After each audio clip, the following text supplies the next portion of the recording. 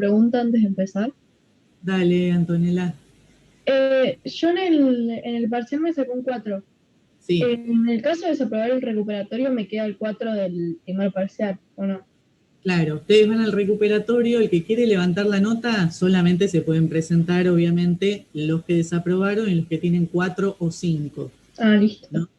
Sí. Entonces, se presentan al recuperatorio y siempre va a quedar entre el recuperatorio y el parcial la nota más alta, ¿no? Buenísimo. Ahora justamente le quería decir, vamos a ver varias cosas en la clase, Sí. para que tengan en cuenta eh, para el parcial, para el recuperatorio. Y Dale, para el gracias. esperemos que sigan ingresando.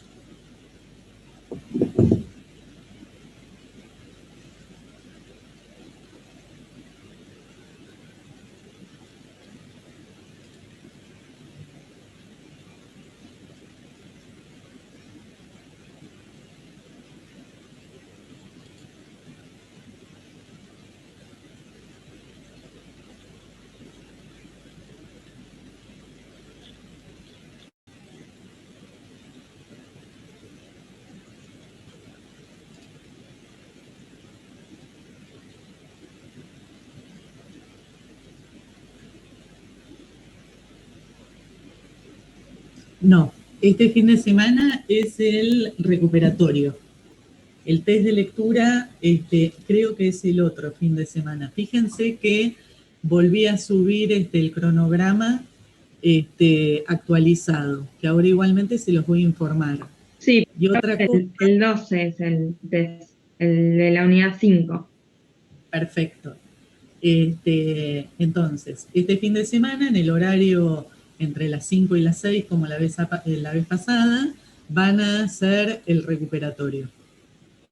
Y el 12 es el test de lectura de la unidad 5.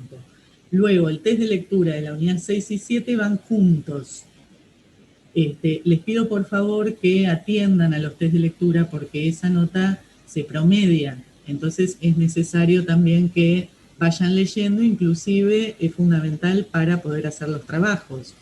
La unidad 5 tiene una cuestión más de metodológica de orden teórico, pero luego en la unidad 6, fundamentalmente los capítulos que se refieren a el autor es Facio, que es la titular de la materia, justamente lo que hacen es llevar la metodología a la cuestión más práctica.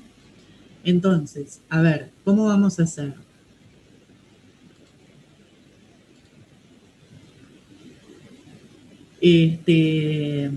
Vamos a hacer así. Ustedes en el día de hoy van a entregar la primera entrega del trabajo final. Yo voy a ver si para el día viernes puedo corregir los 9 trabajos y hacerle aproximaciones hacia la segunda entrega. A ver, que quede claro. La segunda entrega, ¿qué es lo que tienen que hacer?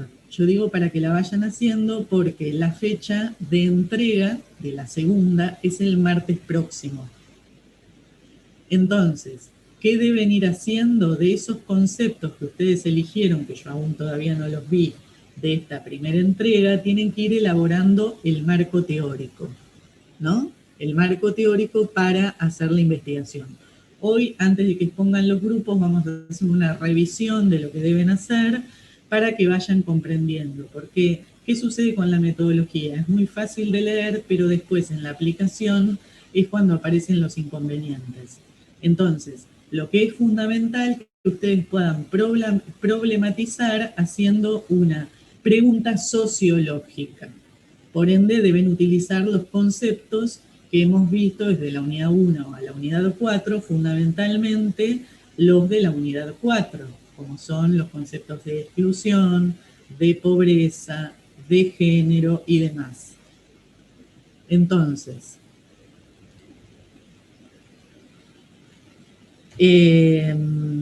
Les comento algunas cosas para que nos podamos organizar.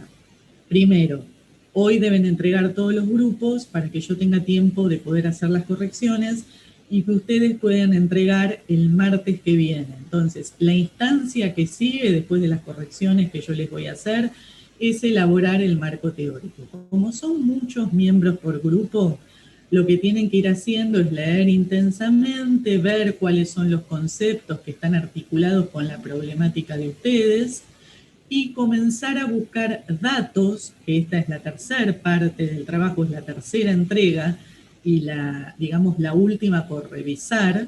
Después ustedes van a tener la entrega de, digamos, la entrega final, ¿no? Entonces, van a tener esta primera entrega con una corrección, una segunda entrega con otra corrección y la tercera entrega con esta corrección final, de acuerdo a lo que yo les voy comentando. Una cuestión, fíjense que puede ser que en la segunda entrega ustedes articulen el trabajo de un modo que debamos volver a revisar algunas cuestiones anteriores. Una investigación no es lineal, sino que en la medida que vamos avanzando también tal vez tengamos que modificar de algún modo la pregunta, los objetivos, entonces que no le llamen la atención esa instancia, ¿no? No es que hacemos tarea 1, 2 y 3 y tiene un desarrollo, digamos, ascendente sin revisar lo anterior. La investigación siempre tiene este carácter de ida y vuelta y en la medida que vamos articulando el marco teórico y vamos buscando los datos, ahí vamos configurando también el trabajo y piensen que esto es un ejercicio de investigación. Bueno, ¿qué sucede con utilizar, acá lo que pregunta Pilar? ¿Qué sucede con utilizar otros trabajos, otros autores? Nosotros queremos que básicamente utilicen los textos de la materia. ¿Por qué? Porque refieren a una cuestión que vamos a ver hoy que tiene que ver con utilizar esos conceptos y comenzar una operacionalización. Si ustedes utilizan demasiados textos que vienen de otras materias o cuestiones que analizan por internet, recuerden que este trabajo tiene una extensión solamente de 5 páginas. Entonces, no es necesario adherir otros conceptos y adherir otros textos, sino trabajar profundamente y conscientemente lo que estamos viendo acá en la cátedra. Profe, sí. quise decir, viste que estudiamos varios autores por unidad y nos pide un autor de la unidad 1, uno de la 2 y uno de la 3. Sí. Y 3 de la 4, creo. Sí, por alguna, si podemos usar, tipo, en vez de un solo autor, podemos agarrar un concepto de algún otro autor que trabajamos en clase de la unidad 2 con él. Mientras que sean los textos de la cátedra, no hay ningún problema. Inclusive en algunas ocasiones han utilizado otros textos, o sea, estando los de la cátedra, sumando otros, pero ya me parece demasiado, porque como es tan chiquito el trabajo y hay que condensar lo más importante, no es necesario sumar cuestiones extras. Pero fíjense que tenemos muy poco tiempo para esta parte, que es la parte metodológica. Entonces, como son tantos miembros por grupo, divídanse las tareas en cuanto a al futuro trabajo que tiene que ver con eso de construir el marco teórico y que esté en relación con la problemática, y además de ir buscando antecedentes, datos y demás que vendrían a afianzar la tercera entrega, ¿no? Que la segunda entrega va a ser la semana próxima y la tercera la otra semana. Bueno, para que ya se vayan organizando, sepan que todos los grupos tienen que exponer al finalizar la cursada.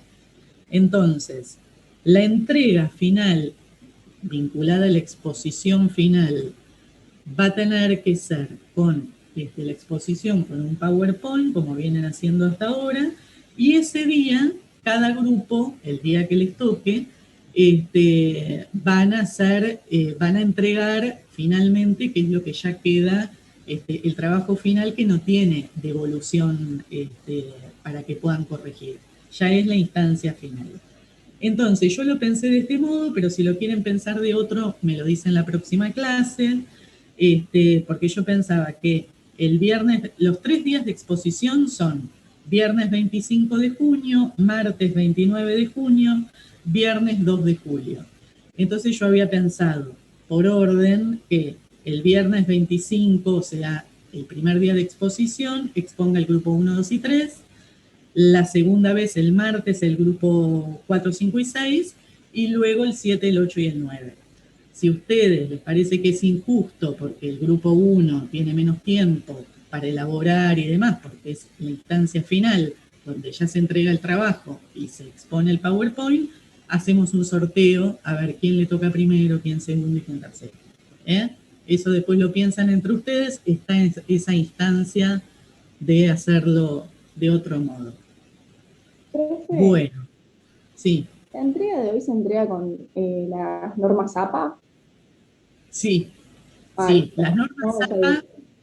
Bueno, los que no lograron hacerla, fíjense que igual estaba en la entrega, en la consideración final, decía utilizar las normas APA. ¿Qué son las normas APA? Son las normas de citado que tienen una formalidad con determinada letra, determinados márgenes y demás.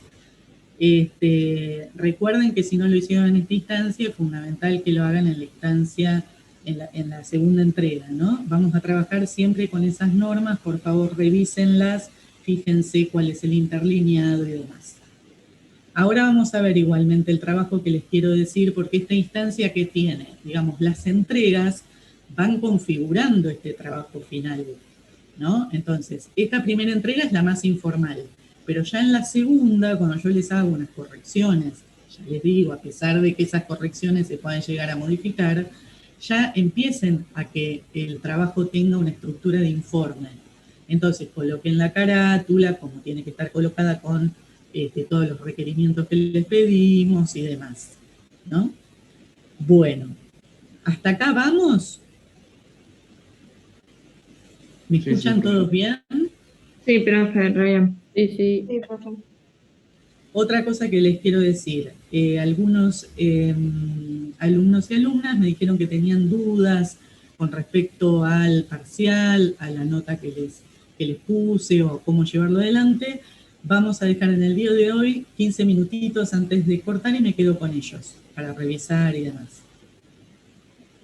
¿Qué otra cosa les quería decir?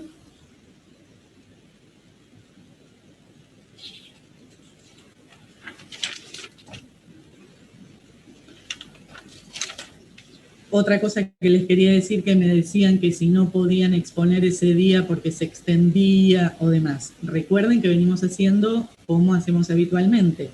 Hoy el grupo 2 tiene que dar Becker y el grupo 3 Facio y Ruti de la unidad 5. En el caso que no lleguemos, pasamos algún texto a la clase siguiente. Igualmente, sepan que el viernes deben exponer Facio y Pascual, que es un texto fundamental, capítulo 1 y capítulo 2. Léanlo todo, que los va a ayudar a sistematizar el trabajo. A pesar de que lo tiene que exponer el grupo 4, presten especial atención a esos capítulos. Y Sautu, grupo 5, también para el viernes que viene. En el caso de que no podamos completar, seguimos trasladando, pero fíjense que yo volví a subir y adaptar el cronograma y lo tienen ahí.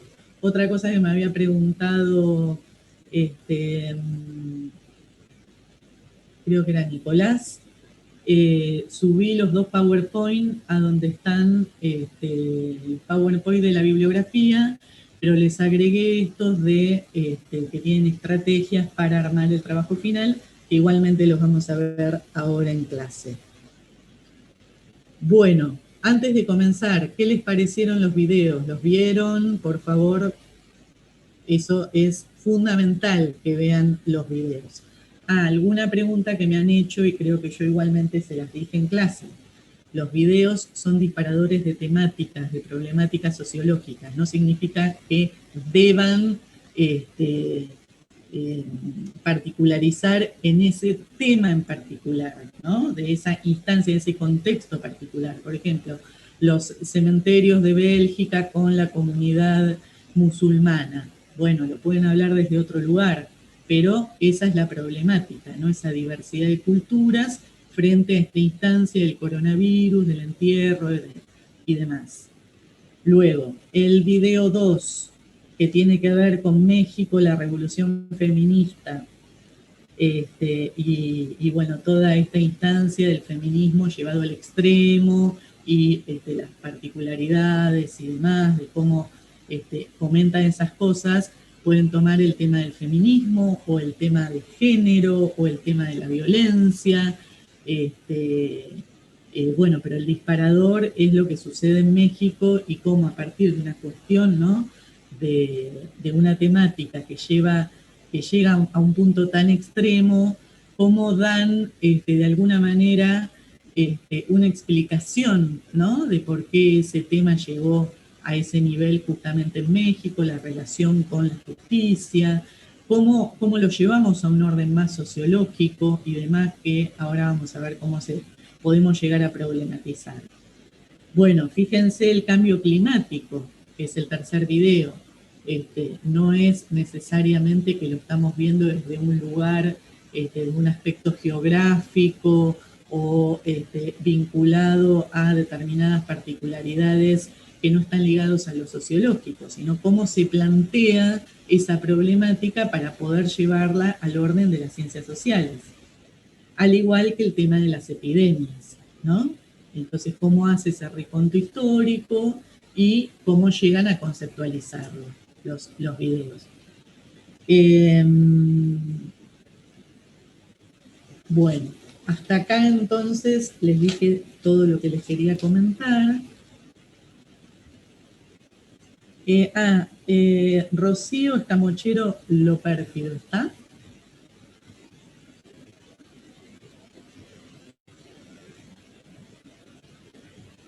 No está, ¿no?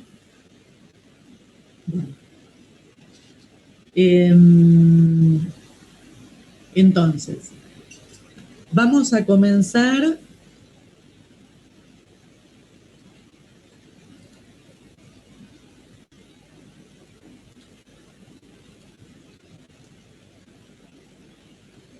que les quiero comentar algunas cuestiones de la elaboración del trabajo final.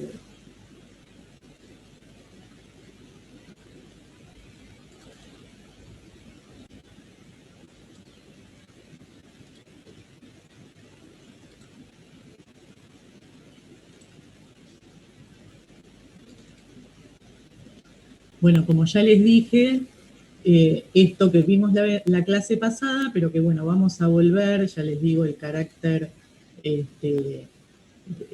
más bien cíclico, de ensayo y error, por llamarlo de alguna manera, que tiene el armado del trabajo final, ¿no? Entonces, fíjense como yo les dije la vez pasada, que este planteamiento del problema, que no significa,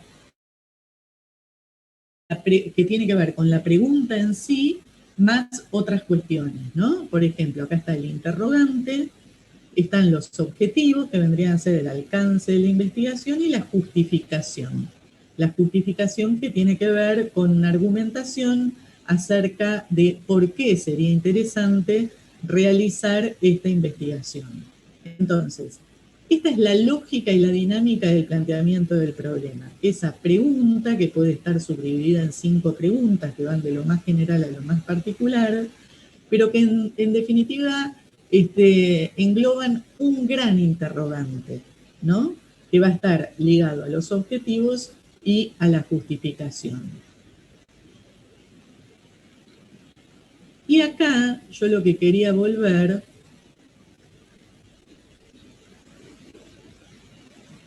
este interrogante, fíjense que no estamos trabajando con hipótesis, ¿no? La hipótesis vendría a ser un enunciado, una respuesta estimativa, un enunciado que va a ser corroborado a lo largo de la investigación como verdadero o falso, o va a llegar a una instancia de acercamiento para ligarse con otra investigación.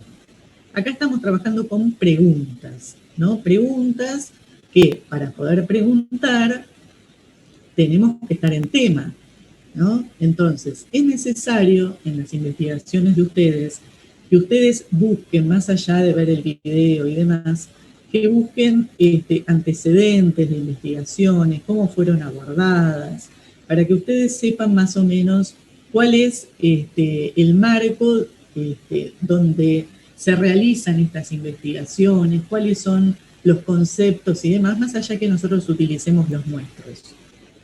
Entonces, esta pregunta, obviamente, al ser pregunta, tiene que tener forma de interrogación y deben incluir las variables o aspectos a estudiar, que eso después lo vamos a ir afianzando más bien en la entrega 2. Tiene que hacer referencia al tipo de unidades de observación, si van a ser personas, si van a ser grupos, si van a ser organizaciones, comunidades, instituciones, que se indagará. Y debe explicitarse el tiempo y el espacio específicos en que se desarrollará. Obviamente, si vamos a indagar sobre una temática, más allá que nosotros la podamos estudiar de una manera histórica, siempre va a partir del presente y va a tener un tiempo y un espacio determinados para no establecer grandes generalizaciones que no llevan a nada. Y acá, los objetivos que tienen que ver con los logros que pretendemos alcanzar, fíjense que son la guía del proceso de investigación, ¿no? Se plantean al inicio, acompañan todo el proceso, se retoman al finalizar a ver si realmente fueron trabajados, y deben ser formulados de manera clara. Por supuesto, tienen que ser coherentes con la problemática, y esto es fundamental en la investigación. La investigación tiene que tener un desarrollo lógico, de principio a fin. No tiene que estar hecha como con apartados aislados, segmentados, como muchos exámenes también, ¿no? Fíjense, las ciencias sociales, como por supuesto como toda ciencia, tienen esta concatenación lógica, donde hay que ver este desarrollo entre las preguntas, los objetivos, la justificación, el marco teórico y toda la instancia, digamos, de conformación de las diferentes búsquedas de información. Entonces, los objetivos, y esto también es muy importante, se inician con verbos en infinitivo: describir, analizar, enumerar, evaluar, relacionar, comparar, clasificar, identificar, sintetizar.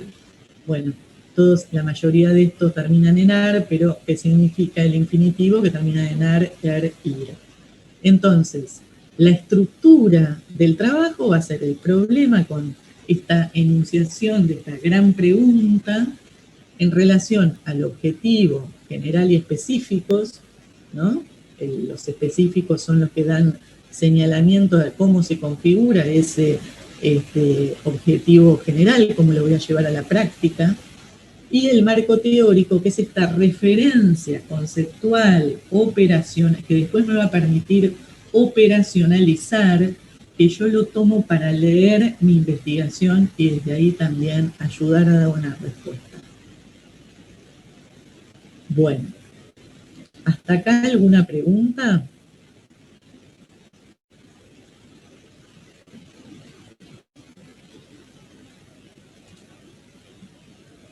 No, profe.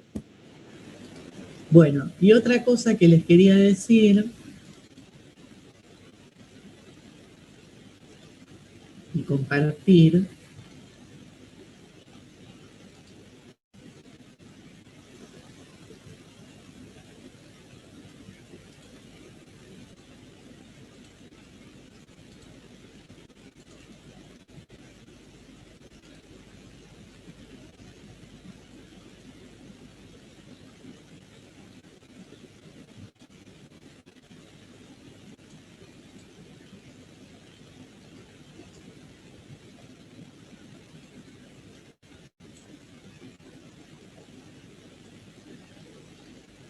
bueno, esto se los dejo, no quiero perder tiempo, pero habla de la investigación científica, del proceso de investigación y sus diferentes momentos. Y esto, en realidad, lo que advierte cuando empezamos una investigación y tenemos un tema, tenemos que buscar antecedentes, ver cómo trabajaron diferentes autores esta temática, qué marco teórico utilizaron y demás, más allá de que uno no vaya a utilizar la misma perspectiva ni el marco teórico. Entonces, tenemos este primer momento proyectivo que ordena y sistematiza inquietudes, formula preguntas y demás. Después tenemos el momento metodológico que fija las estrategias. Pero esto, bueno, es fácil, yo se los dejo para que lo lean. Y acá les quería señalar algunas cuestiones. Plantear el problema de investigación. Esto es lo que generalmente marca las mayores dificultades, donde tienen las mayores dudas, ¿no? Entonces, ¿qué es un problema? La diferencia entre un problema social y uno de investigación. Hay una diferencia esencial entre lo que es un problema, digamos, de la sociedad, que la sociedad demanda, que la sociedad articula, que la sociedad puede enunciar, y un problema de investigación. Entonces, el problema de investigación básicamente es un problema que fue definido, ¿no? Enmarcado, contextualizado, por quien se plantea la investigación.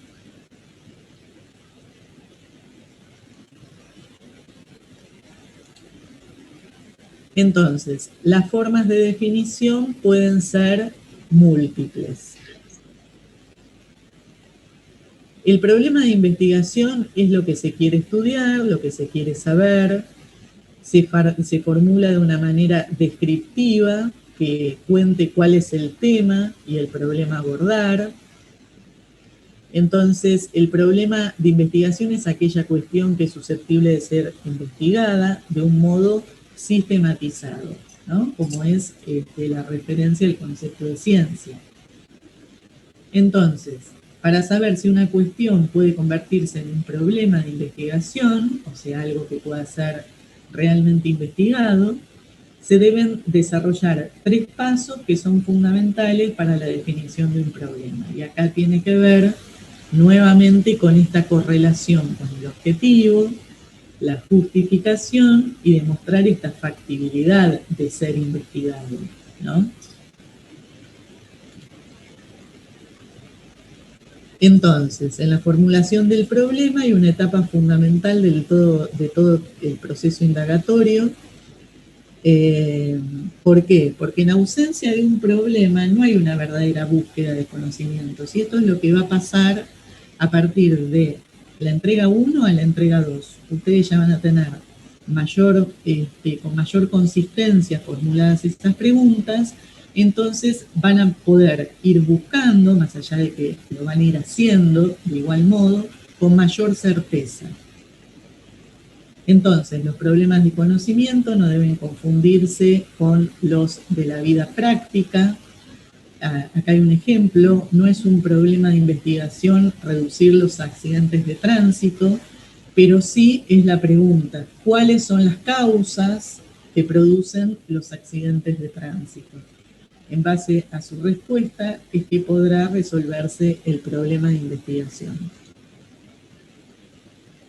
Entonces, esta nueva instancia que ustedes tienen que hacer para la próxima entrega tiene que ver con la elaboración del marco teórico como este referente para acompañar este problema de estudio, que significa asimilar todo este bagaje conceptual que nosotros venimos trabajando, con teorías, ¿no? Que avalen desde diferentes perspectivas estos conceptos, pero enfocados a nuestro caso, a cada caso particular de ustedes, ¿no? O sea, que este marco teórico, ¿cuál es el ejercicio que tienen que hacer para la entrega 2? No solamente tomar los conceptos, sino hacerlos jugar y adaptarlos de alguna manera que tengan diálogo. Nosotros en investigación decimos dialogar con los conceptos. ¿Qué significa? Que ese concepto no quede de modo, digamos, sin relacionar con nuestra investigación, sino, bueno, ¿por qué lo tomamos? Y justificamos que lo tomamos por alguna referencia importante que hay con ese concepto.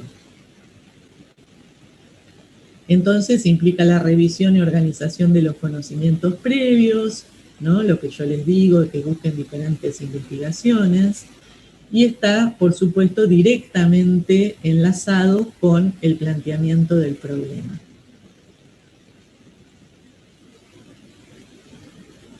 Bueno, y son otras cuestiones que yo les dejo para que cada uno analice, para que los grupos analicen. Fíjense, es necesario que trabajen todos.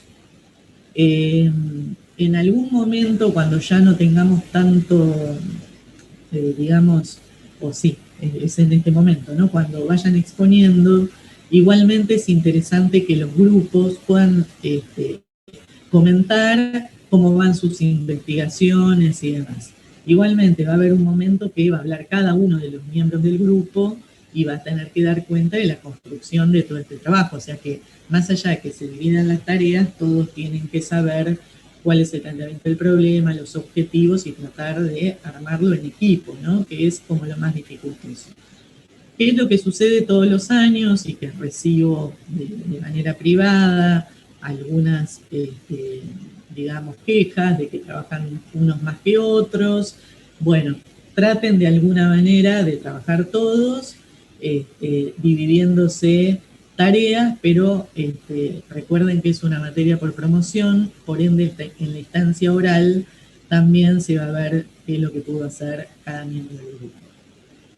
Bueno, hasta acá. Vamos entonces con el grupo 2, con Becker. Sí, profe. Voy a compartir yo. Sí. No tengo palabritas Hola, por ahí. Así que... profe, Sí. yo soy del grupo 2, soy Gómez Leiva Eugenia, y en este momento no tengo luz en mi casa, pero estoy conectada a los datos. Sí. Yo puedo exponer cuando sea mi turno y cuando termine mi grupo cortar, porque estoy con internet, con los datos del celular. Dale. Sí, no hay problema. Gracias. No.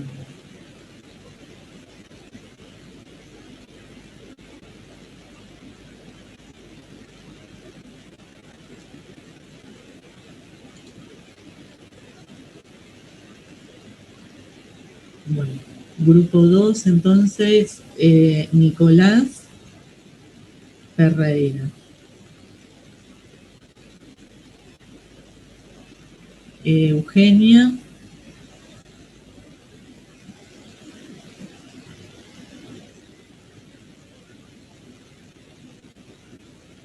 María Camila Alvarado.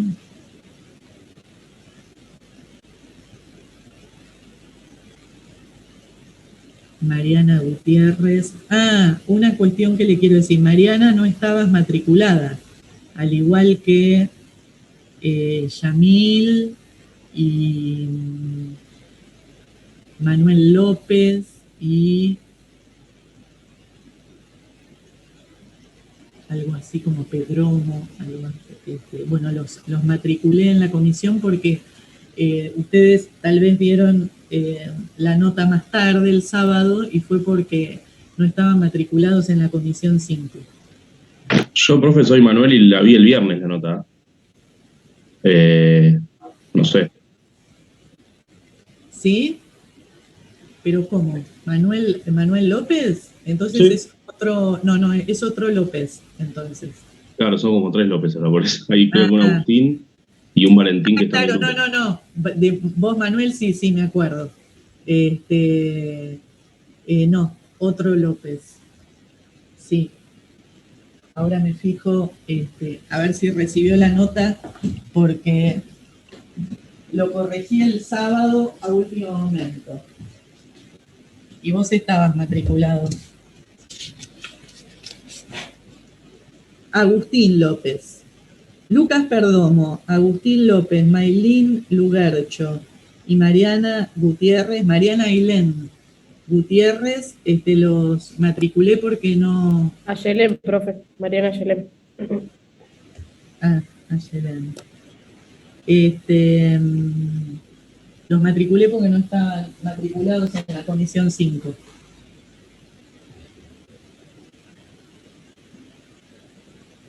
Bueno, Mariana, entonces, Rocío, Chirino.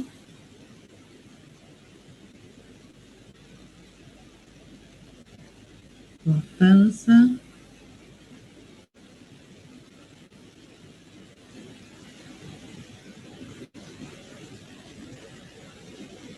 Y Octavio.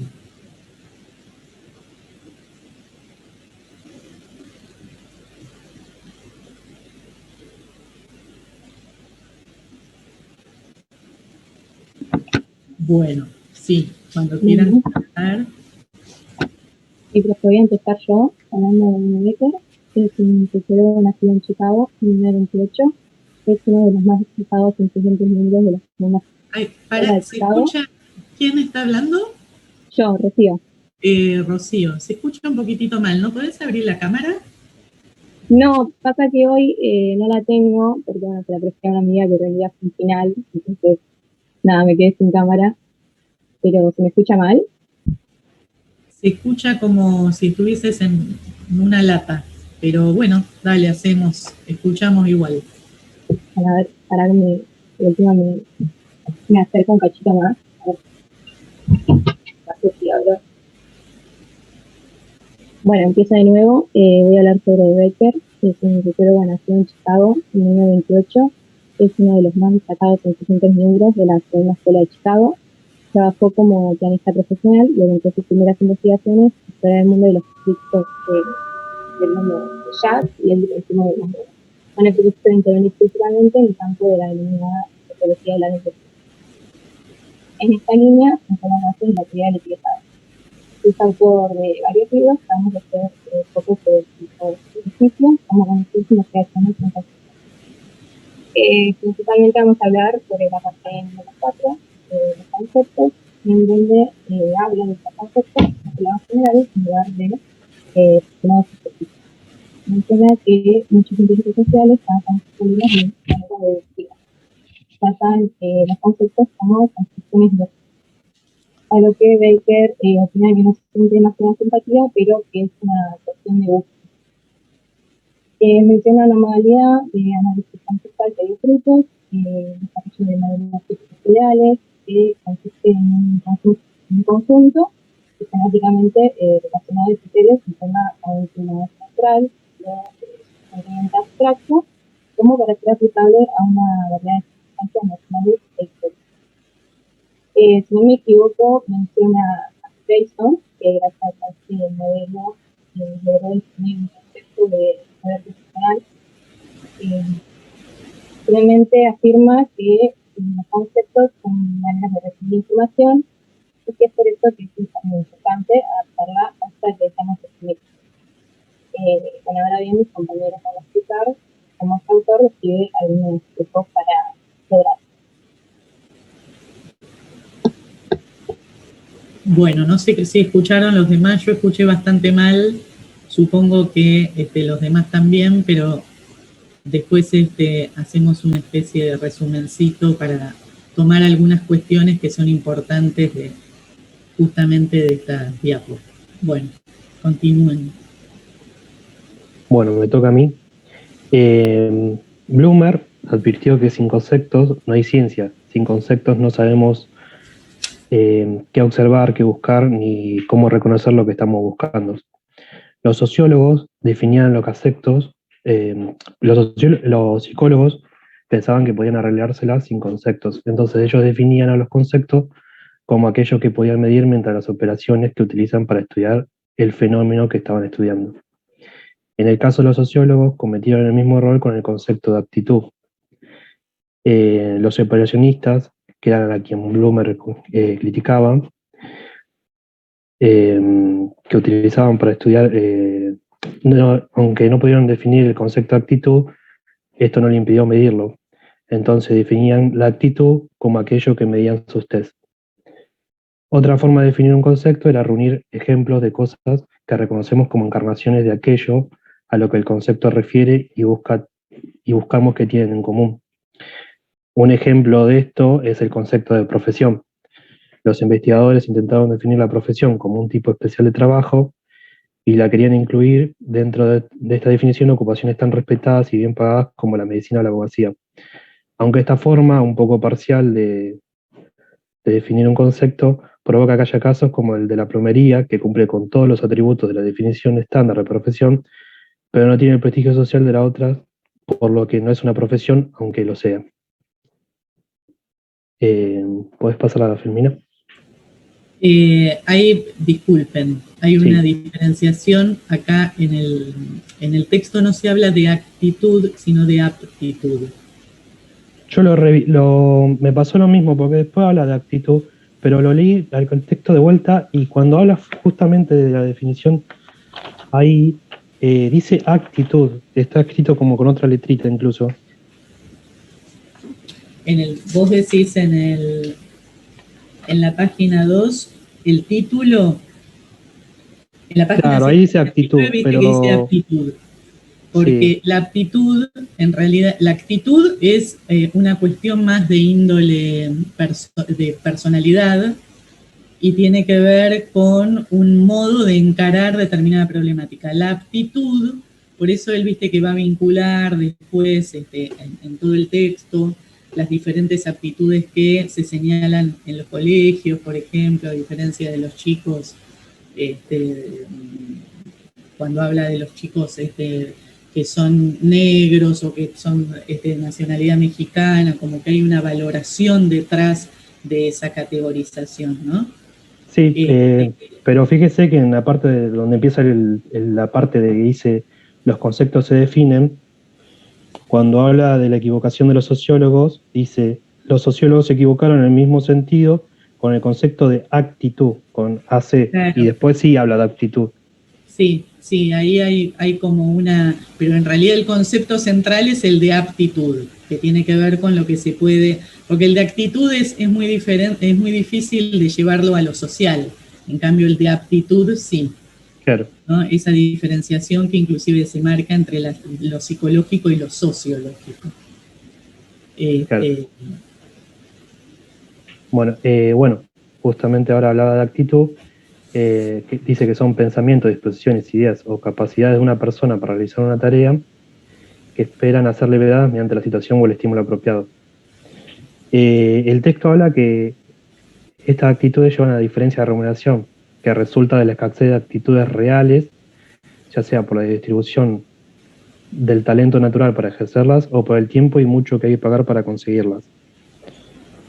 También habla de que la actitud por sí sola no produce grandes recompensas, es necesario poseer una actitud que otro que esté dispuesto a pagarla y que la necesite, la desee. Pero ni siquiera una actitud rara asegura tener una recompensa, es necesario que las personas con dinero la deseen y la necesiten. De este modo, para que la remuneración por nuestras actitudes sea lo que deseamos, debe ser algo que necesite la gente adinerada. Supongamos que tenemos actitudes escasas, pero las personas que podrían pagar nuestro servicio no pueden pagar lo que valdría en el mercado. Y acá habla de que este es el caso de las mujeres cuando se las discrimina en el mercado laboral. Dice que son y siguen siendo históricamente discriminadas y se les paga menos que a los hombres por un tema de aunque haya una ley que regule esto y que prohíba que se les pague menos por el mismo trabajo que a los hombres, se les va a seguir pagando menos en promedio. Esto tiene que ver con que los salarios se fijan en base a actitudes requeridas para realizar cada trabajo, pero las actitudes importantes para las llamadas ocupaciones de mujeres son ignoradas y poco valoradas. Entonces, las mujeres ganarán menos que un hombre porque, aunque estén altamente capacitadas, porque en relación, por ejemplo, el texto da el caso de los beisbolistas, que dice que hay pocas mujeres beisbolistas en primeras ligas, con las enfermeras, donde hay muchas más mujeres. Entonces, si un beisbolista gana más que una enfermera, en promedio las mujeres seguirán cobrando menos, porque no pueden acceder a esos trabajos que están mejor pagados. Y por último, habla de Sutherland y su razonamiento sobre el delito.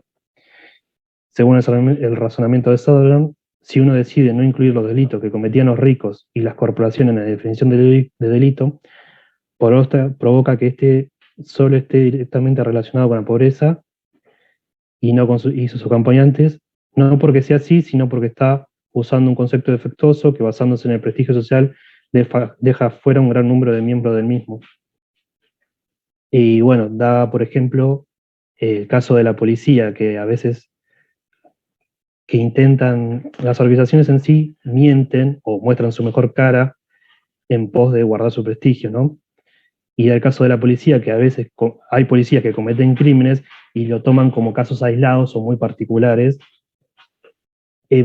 Dando esto, evitan por ahí el estudio sociológico o la investigación sociológica sobre que por ahí no es la persona, sino el trabajo lo que provoca que esa persona vaya a cometer esos delitos.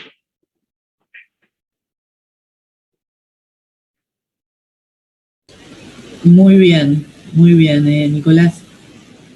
Bueno, lo que vamos construyendo es justamente, bueno, esto que van a decir ahora es muy importante. Bueno, yo voy a dar cómo definir conceptos y algunos trucos que... bueno, dice que hasta el momento definimos conceptos y nuestras definiciones están configuradas por un conjunto de cosas que tenemos a mano para pensar acerca del problema. Dice que reuniendo una buena cantidad de cosas y queremos proceder a crear un concepto útil, la pregunta es ¿cómo lo haremos? Es cierto que se necesita un poco de imaginación y otro poco de asociación libre y algo de consulta sobre lo que ha dicho en el pasado. También dicen que para crear un concepto, la otra pregunta sería, ¿qué hay que hacer entonces? Los científicos sociales, cuando comienzan a reunir información sin tener todavía demasiado claro de lo que se trata el problema, de lo que se está estudiando. Había una pregunta en el texto que decía, que era un ejemplo que decía, los estudiantes negros reciben un tratamiento justo en la educación. La pregunta no está formulada en términos sociológicos. Cuando se estudia el problema, se tendría que convertir en una pregunta sociológica. Solo se sabe después de haber visto la clase de organizaciones, instituciones y procesos que están involucrados en la producción del problema y la investigación para decir si tienen mucha información, tratando de descifrar a través de la sociología. También habla sobre acotar sobre el problema, que es una manera de decir algo que pueden defender contra toda clase de ataques si se acota lo suficiente el problema. Y después también decía que generalizar el truco de Venter-Beck, que era un sociólogo, no, era un docente en la sociología y decía, dígame qué ha descubierto, pero sin utilizar ninguna de las características que identifican el caso real. El ejemplo que daba el texto era sobre un estudiante que había hecho la tesis, pero él al hacerle esa pregunta tenía que definirle la tesis sin mencionar algunos conceptos claves que daba el ejemplo del texto.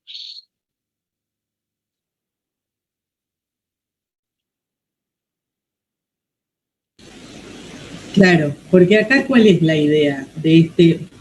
Bueno, ¿siguen más diapositivas? No, de mi parte no. Tiene que seguir exponiendo. Y sigue otro compañero. Ah, claro. Bueno, entonces hagamos el cierre y después le comento algunas cuestiones. Buenas. Los conceptos son generalizaciones. Los conceptos no son solamente ideas. En realidad son generalizaciones que se ponen en prueba a base del conocimiento.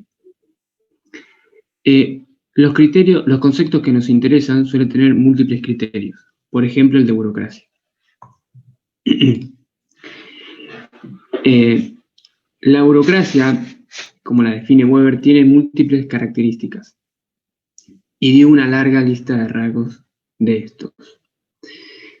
Pero en el mundo en el que vivimos, rara vez las organizaciones tienen todas estas características que Weber atribuyó a las burocracias. Por ejemplo, una organización que archiva su información por escrito y toma decisiones a base de reglas, pero sus funcionarios no tienen carrera o no hacen carrera. Acá se plantea la pregunta si esta organización es o no es una burocracia. Este tipo de peleas por las definiciones se dan. Por las definiciones de los conceptos se dan. La burocracia que estudiamos son similares pero no idénticas. Por lo tanto, el concepto como el de burocracia en realidad son generalizaciones que dicen, miren, estos criterios de burocracia van más o menos con estos objetos, es decir, organizaciones, que estas organizaciones no todas poseen todos los criterios de burocracia. Otro ejemplo es el concepto de vivir en alguna parte. Alguno puede decir que vivir en alguna parte donde duerme habitualmente, pero se da que un viajante, por ejemplo, no duerme habitualmente siempre en un mismo lugar. Por ejemplo, podríamos decir que vivir en alguna parte podría ser nuestra dirección de DNI, pero mucha gente no vive en esa dirección de DNI. Mucha gente puede decir que vivir es simplemente donde se encuentra fácilmente a esa persona, ¿no? Y así muchas veces, por lo general.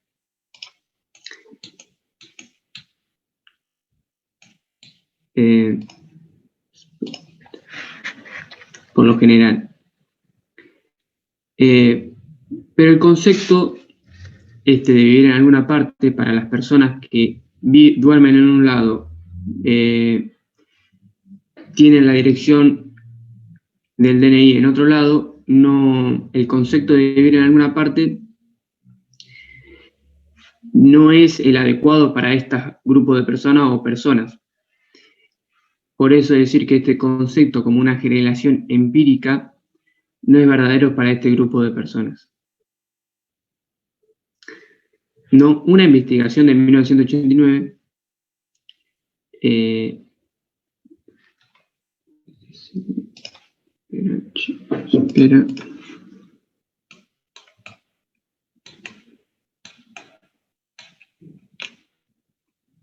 Una investigación de 1989 demuestra que considerar el concepto como una generación empírica nos ayuda a evitar estos errores analíticos. Y ver los conceptos como generación empírica ayuda a resolver los problemas creados de que todas las propiedades de un concepto siempre van juntas. Acá termina mi exposición y sigue mi compañero. Los conceptos son relacionales. Según Mercer, el retardado mental fronterizo, que es entendido como opuesto al retardado mental real, va acompañado de ventajas físicas obvias. Es una enfermedad que los niños negros y mexicanos contraen cuando van a la escuela y la que se curan cuando la dejan. Todos los términos que describen personas son relacionales, es decir, que solo tienen sentido si se la considera parte de un sistema de términos. Las culturas resultan de que un grupo de gente se relacione con otro grupo de gente de manera tal de crear al menos en parte las condiciones en que se desarrolla su estilo de vida particular. Un significado similar atribuye la idea de país subdesarrollado. En este caso, al utilizar subdesarrollar como verbo, queda claro que hay otros países u organizaciones que hacen que el subdesarrollado sea lo que es. Él pregunta a su clase si lo considera un hombre alto y le comenta al curso que él en su curso de facultad era uno de los más bajos, pero en Japón él sería considerado un hombre alto. También comenta que él en la escuela secundaria él era un hombre alto, que era capaz de estar en el equipo de básquet, pero hoy en día no sería considerado para eso. El rasgo no es simplemente el hecho físico, sino más bien una interpretación de ese hecho, una forma de darle significado que depende de aquello con lo que está relacionado. Las organizaciones de nuestro mundo exigen que las personas hagan ciertas cosas que para los retrasados mentales no son fáciles de hacer o directamente no pueden. Para salir adelante, por lo menos en un nivel que las organizaciones o las personas definen como mínimo, hay que poder leer un poco, saber algo de aritmética, comprender lo que ocurre, leer mapas, saber las horas, entender las lecciones. De lo contrario, si no se puede hacer esto, uno considera lento. Todos nosotros tenemos toda clase de rasgos, pero solo unos pocos son importantes en el ámbito social, por el lugar que ocupan en el sistema de relaciones. La actitud y los rasgos no solo adquieren mayor relevancia, sino también la pierden. A veces son terceros quienes deciden si tu incapacidad es lo suficiente grave como para merecer un tratamiento negativo especial o si tu actitud merece recompensas especiales. Según Mercer, las decisiones quedan en manos de profesionales especializados que poseen métodos especiales para tomar esas decisiones. Si se asigna un rasgo negativo, los poderosos siempre van a tratar de que no les toque a ellos. En cambio, si es algo positivo, van a hacer lo posible para que les toque a ellos. El poder de algunas personas puede afectar la manera en que se establece este sistema de relaciones, y como consecuencia hacer que más o menos importante y más o menos accesible a las personas de distintas clases. Hay por lo menos dos tipos de sistema de relaciones. En uno, la posición supuestamente deseable está en el medio de aquello que se mide, como es el caso del ejemplo que él da de la altura. Otro ejemplo es la reputación y los resultados para la propia vida mejoran cuanto más avanza uno en una determinada dirección y empeoran más cuando se adentran en la dirección contraria, como es la inteligencia y la aptitud artística, que también da ejemplos.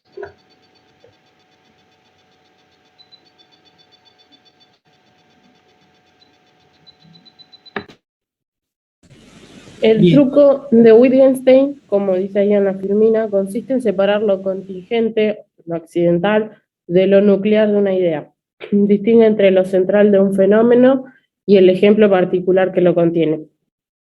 Becker da un ejemplo de que una vez formó parte de un panel para hablar sobre arte moderno y uno de los compañeros panelistas era coleccionista de arte contemporáneo y cuando le tocó hablar se explayó sobre su colección de pinturas, esculturas y objetos. Mientras este panelista hablaba, Becker pensaba para sí mismo y se preguntaba cuál es la diferencia entre la acumulación de objetos que él tenía y la colección del panelista. Y el panelista respondió que su colección tenía una dirección, una cierta organización estructural y un sentido para todas las personas del ámbito que se dedicaban al arte y a su admiración. En cambio, lo de Becker era un montón de cosas acumuladas sin sentido que tenía en la casa y que solo las tenía porque le gustaban o tenían sentido para sus allegados.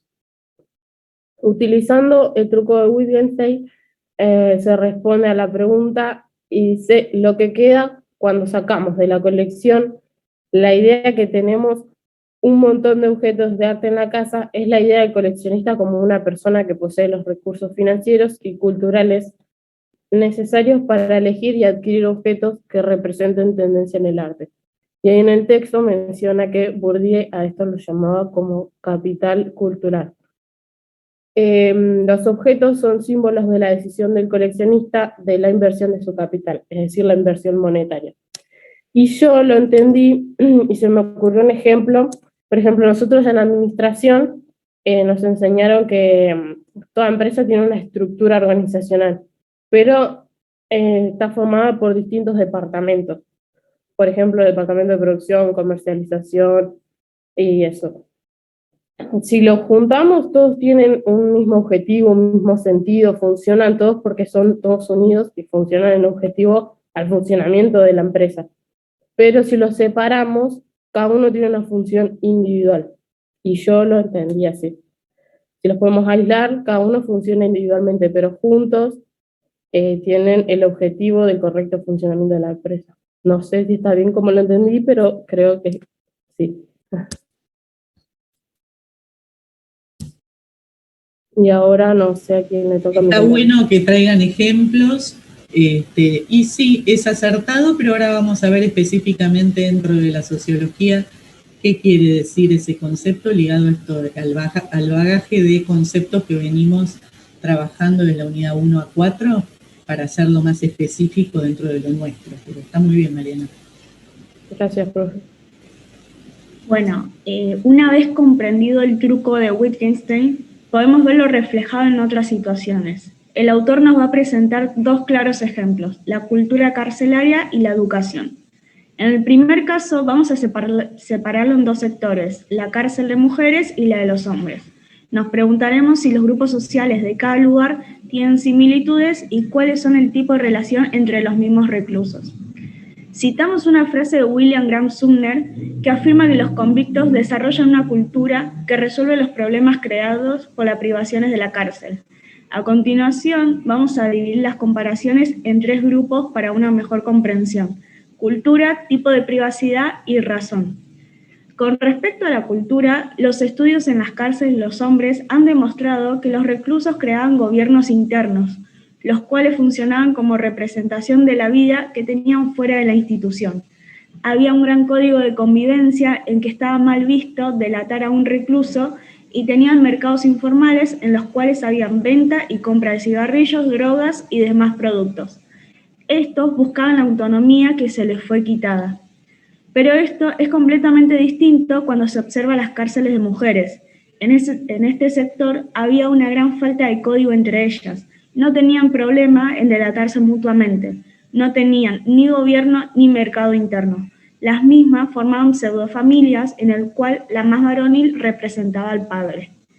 Analizando el tipo de privacidad, podríamos decir que las prohibiciones carcelarias conducen a culturas carcelarias, siempre y cuando entendamos que las privaciones para cada grupo no son las mismas. Empezando con los hombres, estos solamente habían sido privados de su autonomía, ya no eran capaces de decidir por sí mismos, mientras que las mujeres habían sido privadas de protección. Las reclusas jamás habían sido autónomas, siempre han dependido de la autonomía de un hombre. Por esto mismo buscaban una figura protectora dentro de la cárcel. Finalmente, veremos la razón por la cual estas personas se encuentran en prisión. Los hombres habían ingresado por delitos menores, robo, hurto y contrabando, mientras que las reclusas se encontraban por drogas, prostitución y lo que en ese entonces era llamado crimen pasional, el asesinato a la persona que les hacía daño. A modo de conclusión, no hay que confundir una instancia específica con la clase completa del fenómeno al que pertenece. La generalización sigue estando acertada, pese a que los resultados sean totalmente distintos. Pasando con el siguiente ejemplo, la educación, notamos que este concepto está rápidamente asociado a la escuela, dando por hecho que la educación se da en las escuelas, pero con todo lo expuesto previamente podemos saber que esto no es así.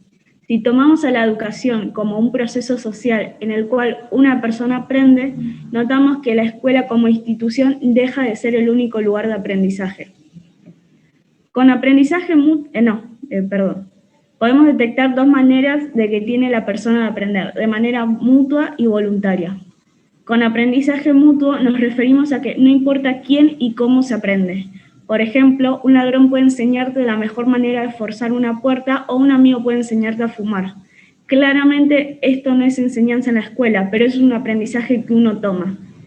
De manera voluntaria hacemos referencia a que la persona decide tomar estos conocimientos, por ejemplo, aprender un nuevo idioma o tocar un instrumento.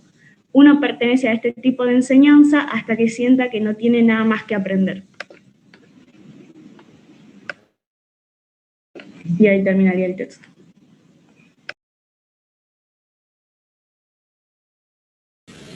Bueno, muy bien. Vamos a traerlo al texto que tiene un montón de conceptos, pero bueno, vamos a traer la dinámica lógica que queremos traer hacia el trabajo de integración final, ¿no? Entonces, ¿qué nos está diciendo Becker acá? La importancia de la conceptualización. ¿Por qué nosotros vimos primero los conceptos en la materia y luego la parte metodológica? para, a partir de una consigna, de ver un video, para que ustedes indaguen sobre esa problemática, ya tengan una mirada construida de diferentes conceptos para abordar esa problemática de modo sociológico. Entonces, ¿eso cómo se llama? Esta conceptualización es la operacionalización que se produce dentro de la metodología, ¿no? Entonces, ¿qué es lo que tienen que hacer ustedes en el trabajo? Siempre que van a hablar de un concepto, definirlo. Definir qué entienden por pobreza, por género, por, bueno, todos los conceptos que van a utilizar, porque los eligen, porque consideran que tienen una referencia empírica con la problemática que ustedes eligieron y están abordando, los tienen que definir, ¿no? Entonces, si nosotros vamos a hablar de una problemática que está vinculada a un aspecto excluyente o de discriminación, como por ejemplo puede ser otro de los conceptos que nosotros vimos demarcadamente, ¿no? Como puede ser el de exclusión. Bueno, ¿exclusión de qué? Exclusión, por ejemplo, de personas obesas en la sociedad. Bueno, ¿qué entiendo por obesidad? ¿No? ¿O qué entiendo? O exclusión de personas que tengan una discapacidad. ¿Qué entiendo por discapacidad? Todo esto se produce dentro de lo científico para que no haya, tiene que ser todo claro y preciso para que no haya malos entendidos. Cada uno de los conceptos que ustedes utilicen dentro de este trabajo de investigación debe estar definido para que el lector no entienda cualquier cosa, sino que sepa qué delimitación tiene ese concepto.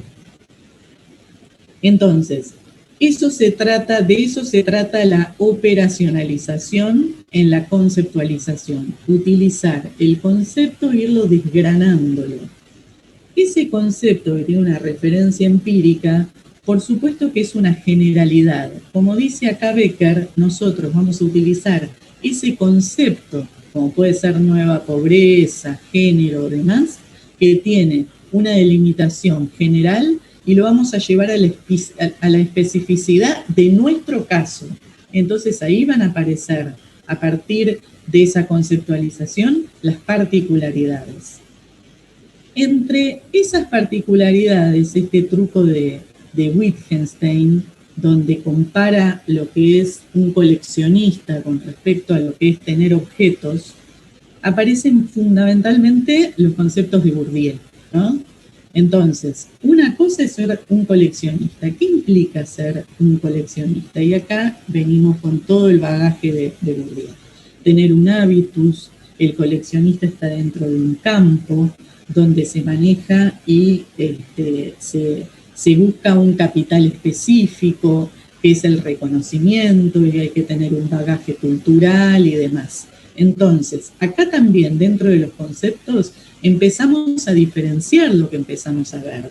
Nosotros cuando vamos a ir a los aspectos de los datos que vamos a encontrar, vamos a hacer una diferenciación si realmente pertenecen al concepto que nosotros estamos utilizando o no pertenecen a ese concepto porque son similares pero no entran dentro de esa categorización específica.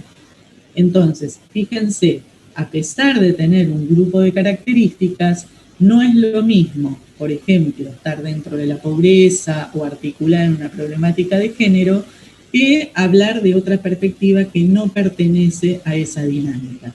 Entonces, este truco de Wittgenstein es el que dice, bueno, esta diferenciación entre una persona que tiene muchas obras de arte, pero no se lo puede considerar un coleccionista. ¿Por qué? Porque no tiene el bagaje cultural, no está inserto dentro de esa dinámica de actores que saben de esas cuestiones estructurales, y de otro que sí las sabe y realmente puede ser considerado un coleccionista.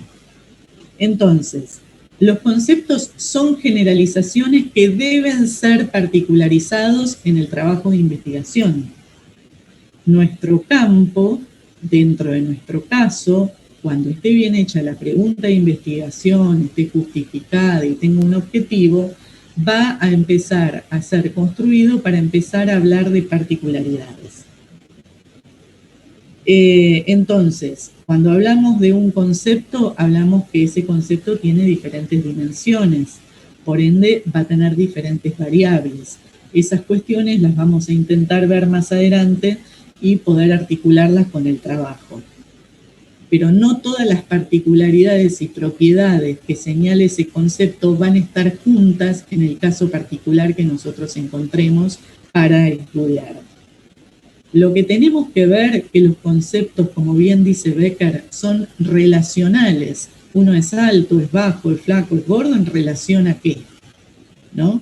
Pero bueno, cuando delimitamos, por ejemplo, un concepto como es delito, acá nos tenemos que enmarcar dentro de las normativas y no preguntarnos quién es el que lo comete. El delito es delito por sí mismo, sea de clase alta, sea de clase baja, sea de clase media.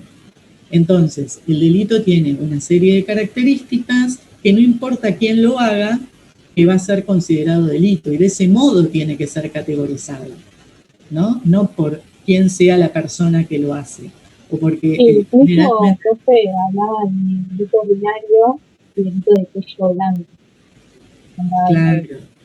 Lo que pasa es que, muy bien, Rocío, ahí en el texto, cuando divide lo de cuello blanco o lo de las personas de clase baja, por llamarlo de alguna manera, de los sectores populares, ¿qué está diciendo? El delito de los sectores populares es más alevoso generalmente, ¿no? Entonces tiene otras características.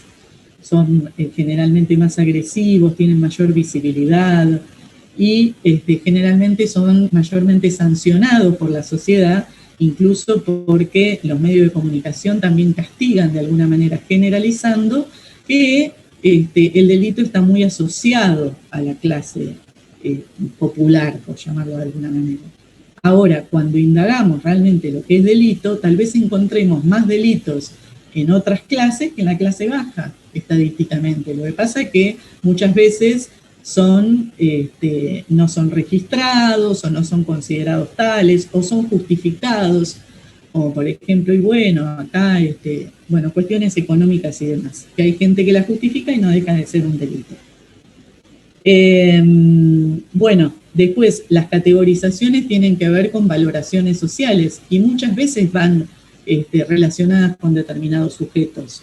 Entonces, cuando bien se estudian chicos que pertenecen a determinada clase social o a determinada nacionalidad, muchas veces, en vez de estudiar el contexto y la situación de sus distintas aptitudes, son valorados por cuestiones que tienen que ver con situaciones particulares de cada uno de ellos.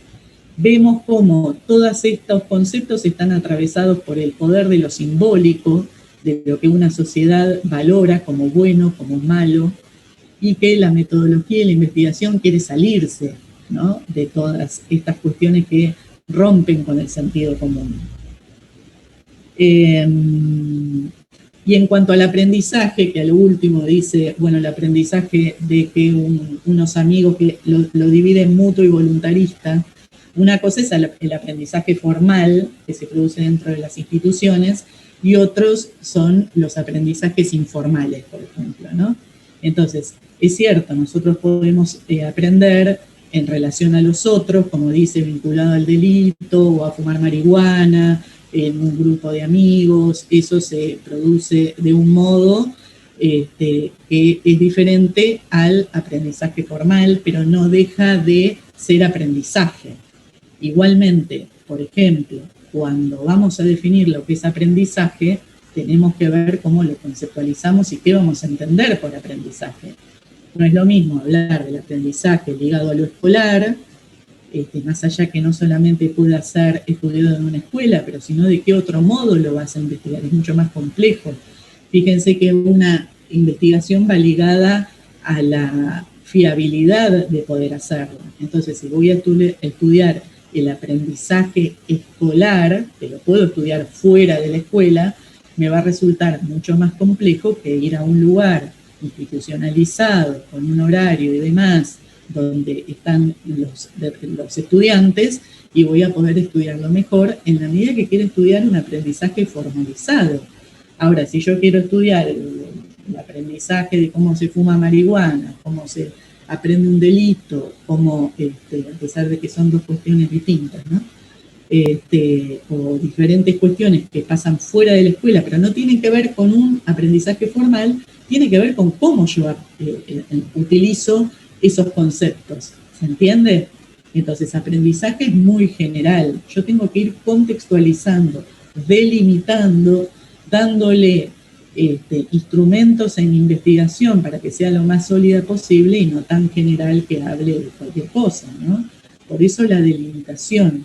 Y esto que les vengo diciendo de esta problemática general y cómo la investigación va teniendo la forma de embudo, de lo más general a lo más particular, tomando precisiones, ¿no? Bueno, y con respecto, por ejemplo, a ese ejemplo de cultura carcelaria, fíjense cómo enlazamos el concepto de cultura con el concepto género. Y llegamos a delimitar que las privaciones son diferentes de acuerdo al género. ¿Y por qué? Porque tienen una historicidad diferente y una comprensión diferente. Entonces, en un momento se hablaba que con respecto a otras variables que tienen que ver con la protección y con la autonomía. Y eso tiene que ver con la investigación dentro del campo que me va a diferenciar diferentes particularidades ligadas al género. Pero todo tiene que ver con la conceptualización. Bueno, voy a hablar privación. ¿Qué es privación? ¿Qué entiendo por privación? Voy a hablar, por ejemplo, de juventud. Bueno, ¿qué entiendo por juventud? ¿Cuál es el lapso epocal que yo entiendo para que una persona sea joven? Joven ligada a la edad, joven ligada a una actitud, joven ligada a iniciar determinada actividad. Todos los conceptos son relacionales y tienen que ver con el modo en que van a ser utilizados. Yo lo tengo que dejar en evidencia eso. Bueno, bien. ¿Hasta acá alguna pregunta?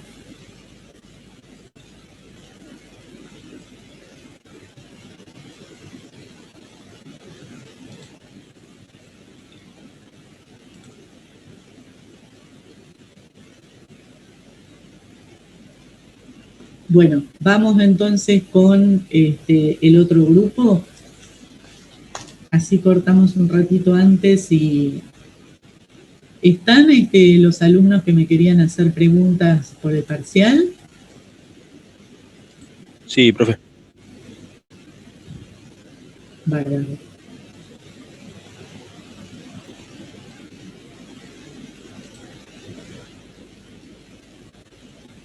Bueno, mientras tanto van compartiendo, les comento algunas cuestiones referidas al parcial que se los dije con anterioridad, pero se los vuelvo a ratificar para el recuperatorio. Por favor, no establezcan, fíjense qué les pide la consigna.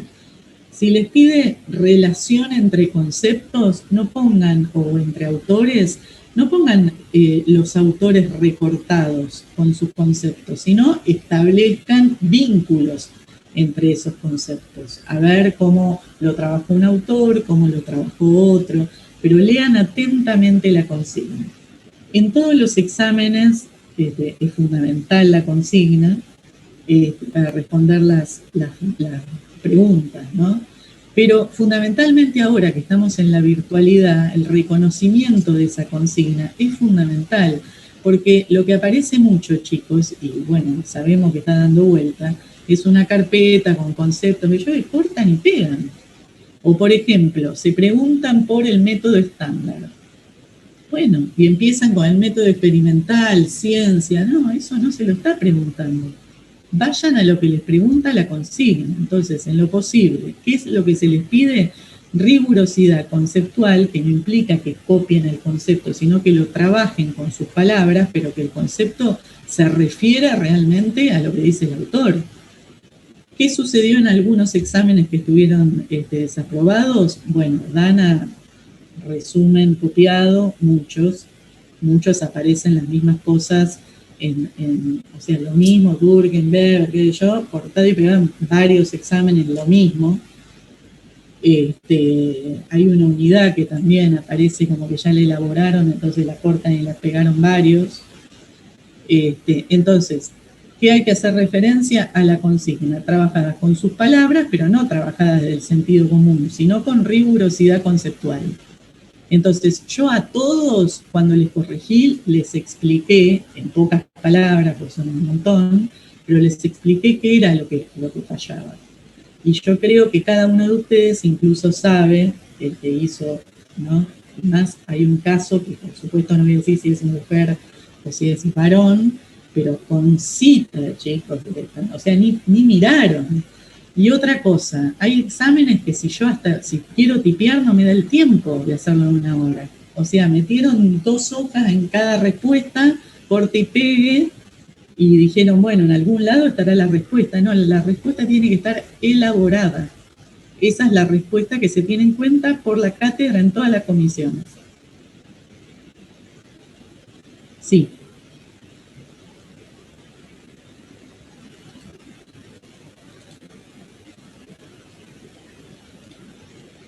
Cuando quieran empezar. Bueno, nosotros vamos a ver el texto de la triangulación aplicada a la gestión. Ay, perdón. Valentina, perdón. Tengo que anotar los nombres y no me... Discúlpame.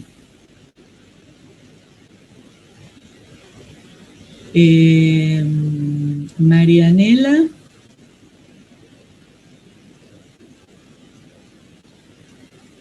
Rocío.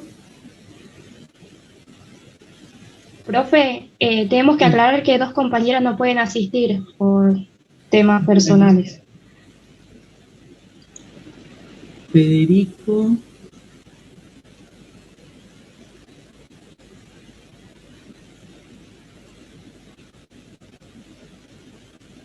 Emily.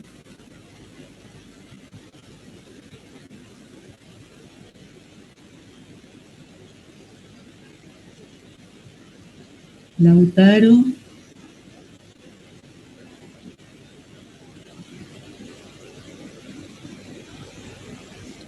Florencia.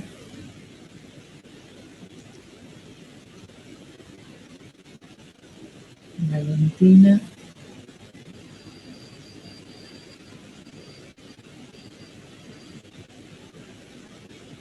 Iván.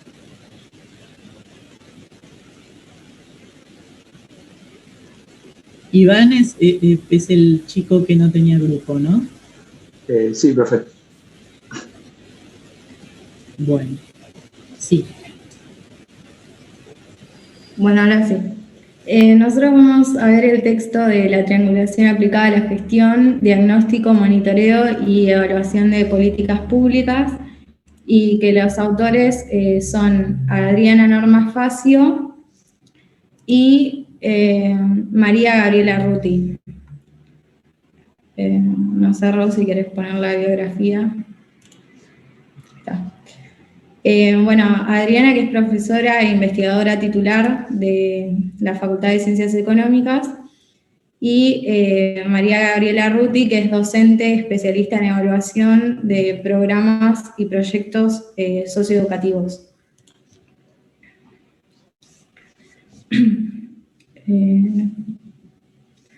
Bueno, pasá si querés, Ro, la diapo, así empiezo.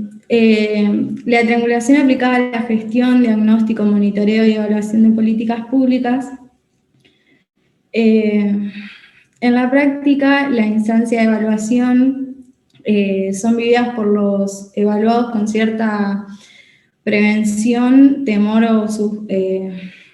o suspicia cuando se percibe como una fiscalización externa que no siempre genera información de utilidad.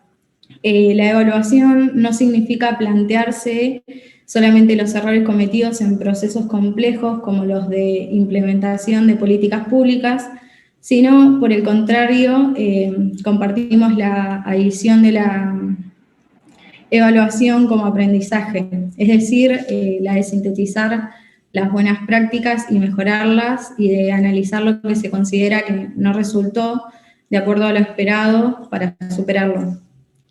La evaluación consistía en un proceso a partir del cual se explora de manera sistemática y rigurosa el cumplimiento de las actividades y de la entrega de productos o servicios en función del logro de cambios sostenibles. La evaluación constituye una herramienta básica de la gestión orientada a los resultados que intenta medir la generación de valor social, la mejora de la calidad de vida de la población, sujeto de la intervención. La evaluación intenta trascender el paradigma meramente administrativo que solo indaga sobre el cumplimiento de las actividades y la entrega de productos y servicios. La información que se obtiene a través de la evaluación permite mejorar la efectividad cuantitativa de los programas, es decir, la cantidad de logro alcanzado, de unidades satisfactorias, problemas resueltos, entre otros. La cantidad de los resultados y aumentar la eficiencia. Adecuar los objetivos del servicio a las expectativas de la población objetivo, el control de la intervención de factores que la marcha o el logro, y comprobar la relación entre el servicio con los resultados buscados. Los esfuerzos que se realizan están orientados y si es necesario se reajustan las acciones y esta es la función de retroalimentación de la evolución. En la década del 90 en adelante, el rol tradicional de la evolución perseguía la indagación por los resultados ocasionalmente, los impactos, la rendición de cuentas y las lecciones aprendidas. Se refiere al conocimiento ganado por medio de la reflexión sobre una experiencia o un proceso a partir de la evolución puesta en práctica. Permite la identificación de factores de éxito, de deficiencias, de la resolución de problemas a través de nuevos cursos de acción y mejora la toma de decisiones futuras que de esta manera contribuye a la realización de buenas prácticas entendidas como soluciones eficientes para resolver un problema. En las tendencias actuales, en evolución a nivel mundial, se ha planteado un cambio importante en las prioridades, dado que se enfatiza en la necesidad de una mayor flexibilidad y métodos menos restrictivos para captar la complejidad de las iniciativas. La querella de los métodos cuantitativos versus los cualitativos, que denominó el debate sobre la evolución de 2 décadas atrás, si bien esta no está totalmente saldada, perdió intensidad en los últimos años. Hoy la mayoría de los expertos en evolución emplea ambos abordajes. Era habitual que las evoluciones fueran planteadas y puestas en marcha por las entidades financiadoras y se reconoce la existencia de un incremento en el conjunto de los consumidores de la evolución, lo que implica la atención de distintos intereses, no solo financiadores de los proyectos.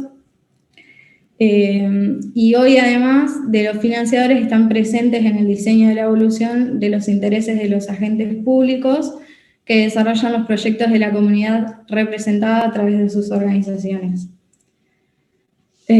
Luego de muchos años en las que se intentó convencer a los auditores sobre la necesidad de la evolución, se observa el advenimiento de una corriente crítica donde algunos de los autores señalan como necesario frente a una tarea de evaluación ampliar una estrategia y una estimación previa de su evaluabilidad, y esta toma de posición se asienta en la acertada comprensión de la evaluación como un fenómeno político. En tanto, se presta sus servicios a los responsables de las decisiones, que se traduce en distribución de los recursos. La evaluación ha sido utilizada como al servicio de estructura de poder que sirven a intereses ocultos en lugar de beneficios de los programas que se evalúan. Pasa a la siguiente, ¿no? Y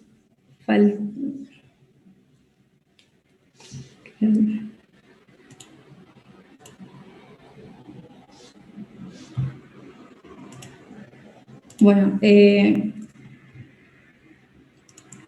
la principal cuestión en la estimación de la evaluabilidad no es si se puede hacer una evaluación, sino ser racional y hacerla bajo las circunstancias del momento a luz de las mejoras esperadas. La evaluabilidad hace referencia a si existe una descripción clara del programa y si está bien implementado, si existe buena teoría, si es plausible y bien escrita, y si hay datos relevantes accesibles, si se ha identificado oportunidades para mejorarlo, y la idea que alimenta la evaluabilidad es que la evaluación debe ser utilizada solamente cuando se convierte y cuando la información que se produzca sea utilizada para marcar una diferencia en el provecho del cumplimiento de los objetivos propuestos en el programa.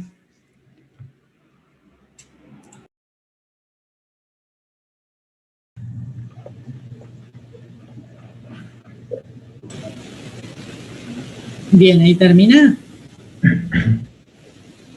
Sí, siguen mis compañeros. ¿Pasás, Roy? Bueno, la triangulación como herramienta metodológica que aporta la evaluabilidad. La triangulación es una alternativa de aplicación de distintos abordajes de investigación que permiten obtener al investigador datos complementarios para tener un abordaje más completo y complejo del objeto de estudio a fin de lograr el conocimiento más profundo de un fenómeno dado a partir de una economía de recursos. Este sería el objetivo principal de la metodología. Pasa a ir a Filmina.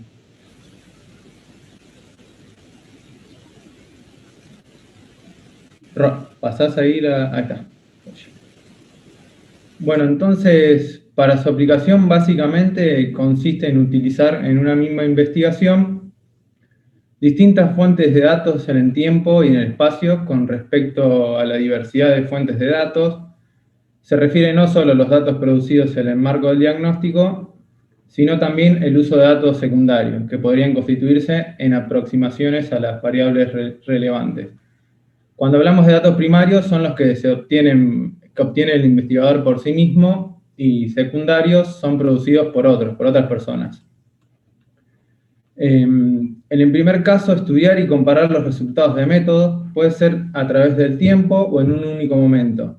El segundo, en derechos sociales con respecto al espacio físico, como organizaciones, poblaciones y provincias. Distintos niveles de análisis en función de las miradas de distintos actores. Esto incluye a diversos actores en las tomas de decisiones, tanto en el diagnóstico como en la implementación y evaluación de las políticas públicas. Sería recolección de información de usuarios, funcionarios de gobiernos, técnicos, referentes políticos o productores de bienes o servicios. Además, distintos métodos y técnicas de recolección de información, abordajes quali y cuantitativos. Entonces, la triangulación puede utilizar distintos tipos de investigación para lograr los distintos enfoques, cualitativos y cuantitativos. Además, también se resalta que la utilización de la triangulación metodológica es una práctica común de las ciencias sociales, sobre todo en sociología, educación y ciencias de la salud. Y esta práctica no es muy utilizada o muy común en el ámbito de las investigaciones de gestión, donde prevalecen más los estudios de tipo cuantitativos. Además, distintos investigadores que aborden el objeto de estudio, cuyos sesgos personales disciplinares se neutralizarán o por lo menos minimizan a partir de una mirada común enriquecida. Y también distintos abordajes teóricos que permitan comprender o abordar distintos aspectos de la problemática considerada. Ahí sigue, compañeros.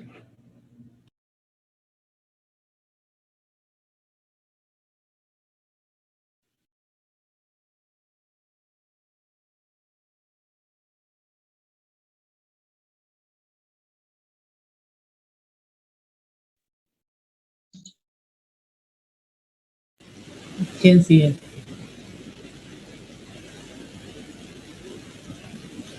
Está hablando Federico, pero no se escucha.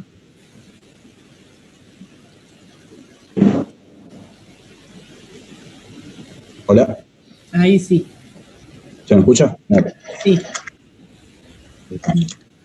No, porque tenía los auriculares y capaz que, no sé. No, bueno, como decía, en este punto las autoras dan dos ejemplos de la puesta en juego de la triangulación en la evaluación de las políticas públicas.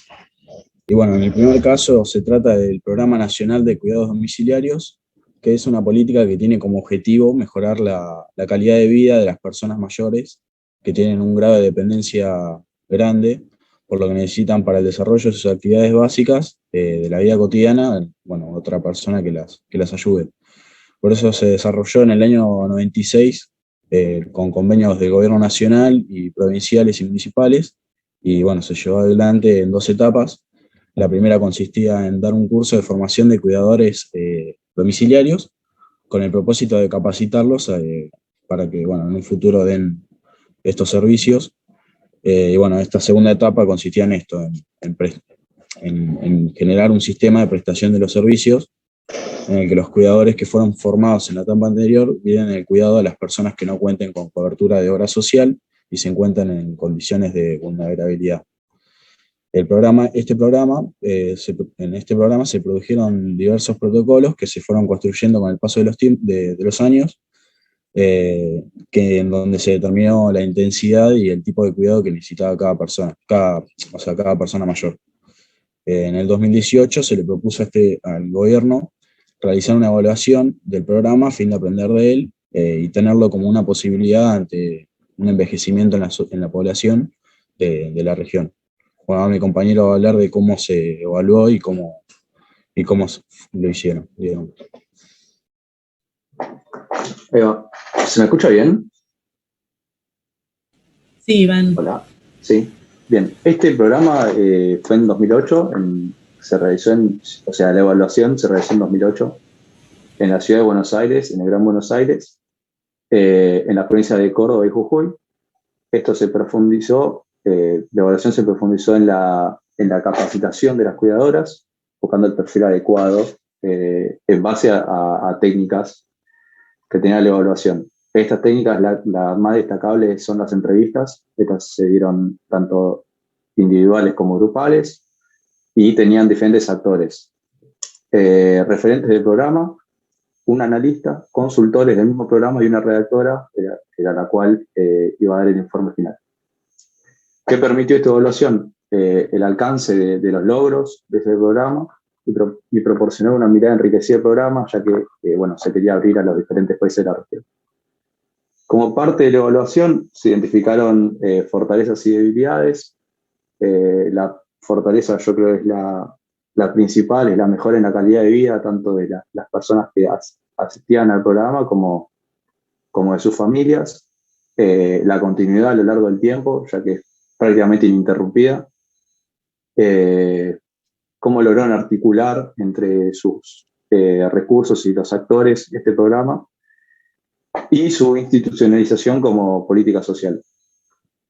Estas son las fortalezas. En cuanto a las debilidades, había cierta dificultad en definir el rol de las cuidadoras,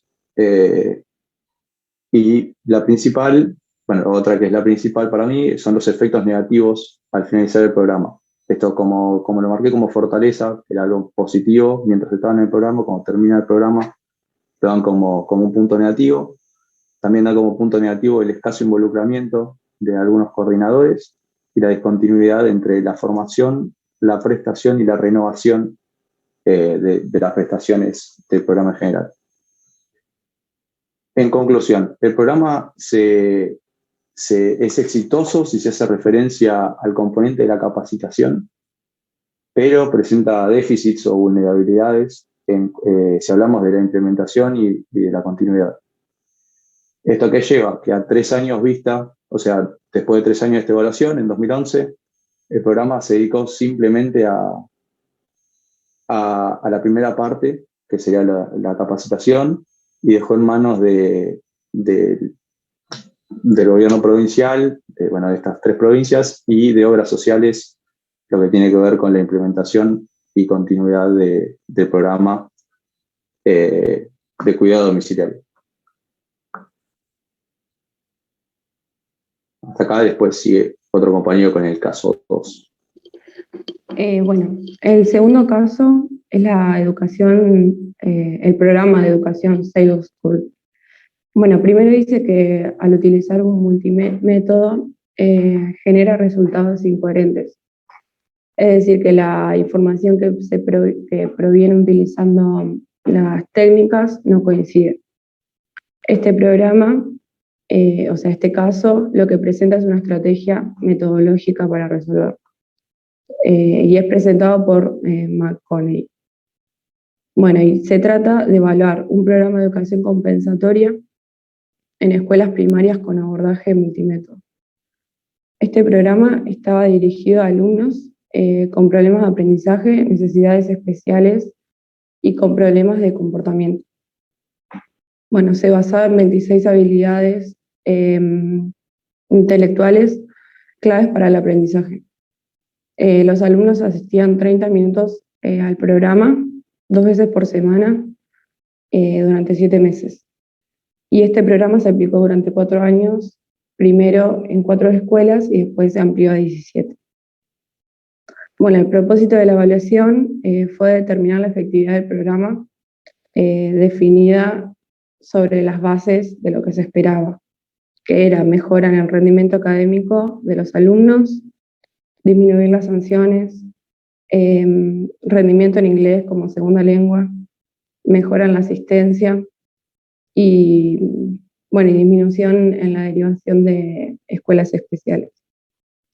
El enfoque multimétodo supuso la utilización de un diseño casi experimental.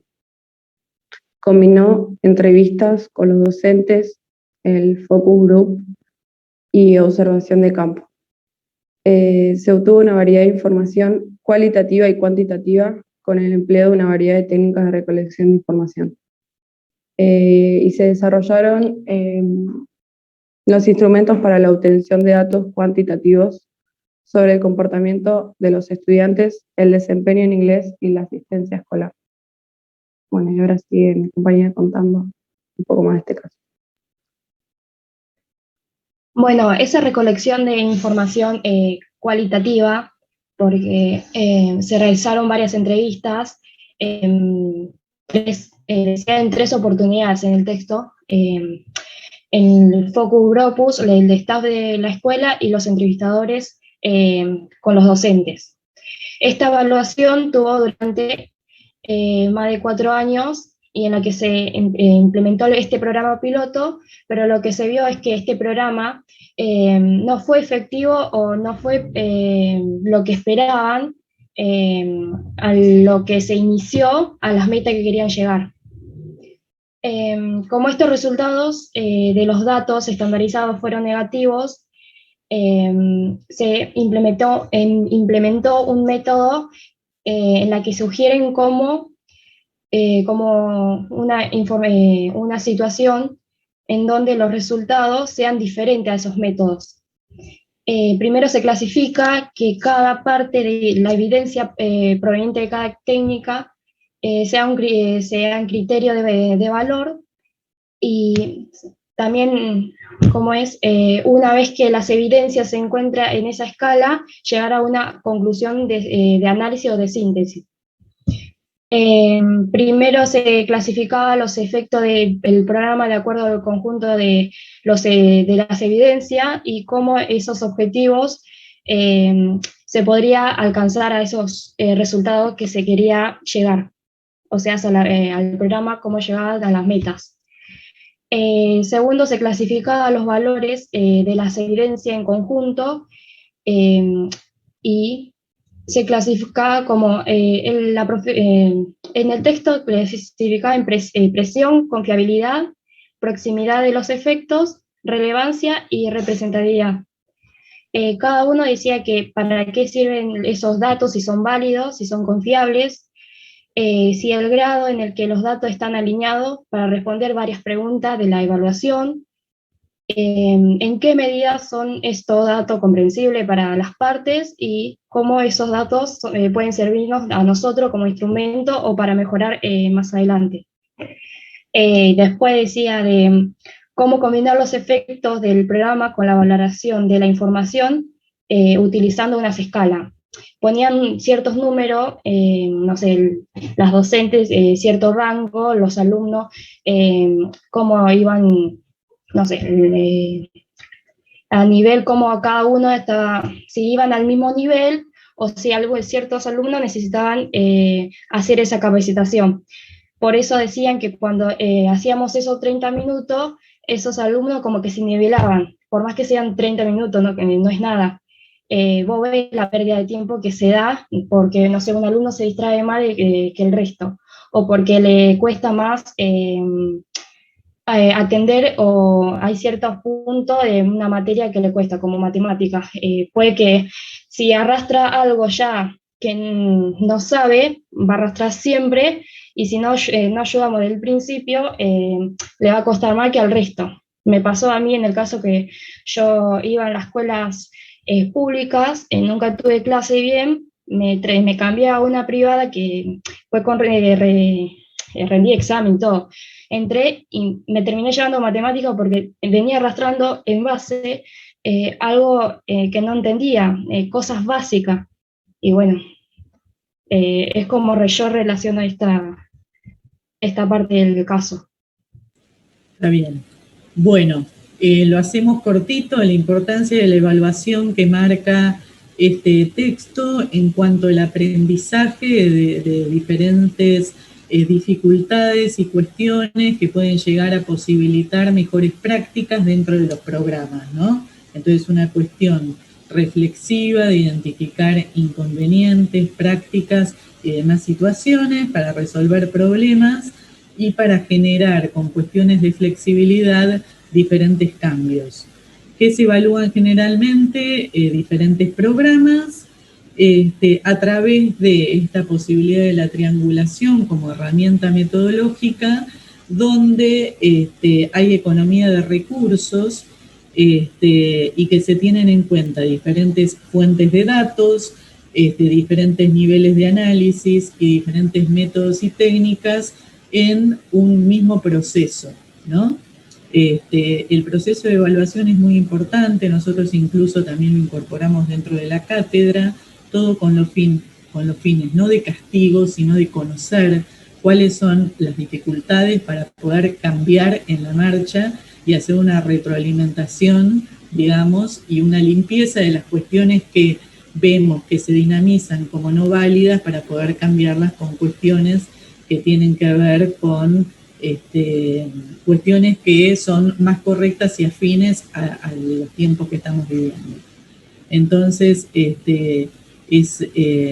bueno, desde mi punto de vista, las evaluaciones, y ya les digo, no con el fin de castigar y de promover dificultades, sino de establecer cambios a partir de identificar distintas problemáticas y darles otro rumbo. Bueno, me voy a quedar con los alumnos que tengan alguna duda con respecto al parcial, y ya les digo, entonces el viernes siguen los otros grupos, que lo tengo anotados por acá, que vendría a ser Facio y Pascual, grupo 4, ya entramos en la unidad 6, les digo, estos capítulos que tienen que dar son muy importantes, así que los vamos a atender particularmente, y a Sautu lo tiene que dar el grupo 5. Y también vamos a empezar a ver las dudas y seguramente espero para el viernes poder ver los trabajos y hacerle devoluciones. Así que, bueno, con todos los que no tengan preguntas, nos vemos el viernes, quédense los que... Chao, profe, gracias. Chao, chicos, que les vaya bien. Chao, profe, nos vemos. Chao, profe, gracias. Para colmo tenemos poquito tiempo. Sí, profe. Sí, no sé si Nicolás, quería decir algo o le pregunto yo directamente. Sí, vos me habías preguntado por privado. Sí. Más que nada, tenía duda con respecto a las últimas dos. Una Sí. que me tocó de Mills y la última que era sobre la unidad 4, que hablaba, si mal no me equivoco, de Sautu. Sí, a ver, para que te... Serían las preguntas 4 y 5.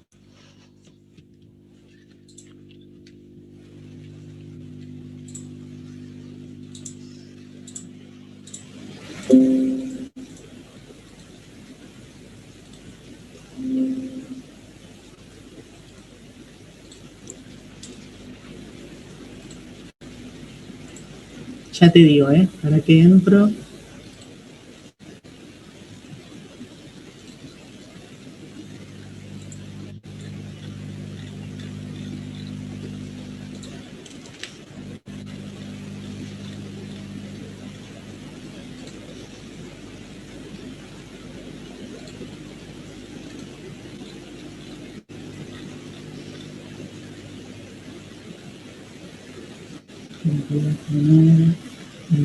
¿Cómo es tu Nicolás y tu apellido? Bulfón, con B larga. Con B larga.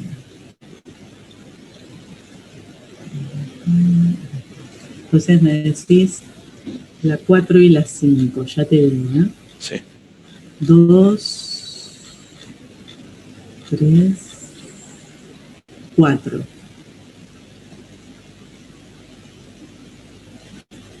A ver qué puse.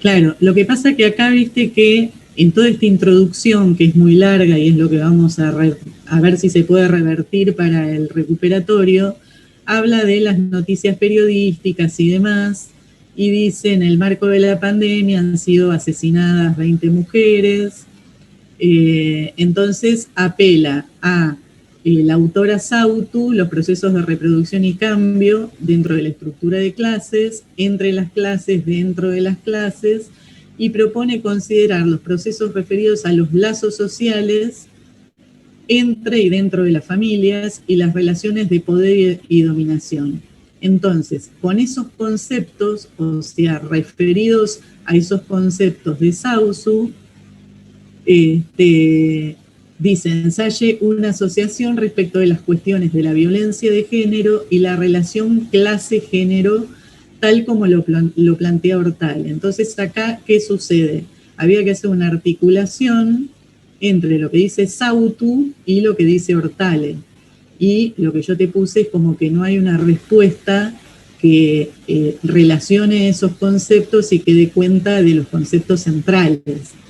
Entre cada autor, digamos. Puntualmente Claro. lo que de cada uno. Claro, entonces fíjense, siempre la mayoría de las consignas tienen que ver con aspectos de relación. ¿Por qué? Porque lo que planteamos es que ustedes puedan hacer una elaboración de la respuesta. Entonces, en esa elaboración tienen que poner los conceptos de los autores e intentar relacionarlos entre sí. Claro, capaz como era la última, Claro. lo hace más rápido, más apurado y no... Sí, sí, te das sí. cuenta. Esta es la 5, perdóname. Vos me dijiste la 4 y la 5. Sí, de la unidad 3 me parece que era. Y la otra...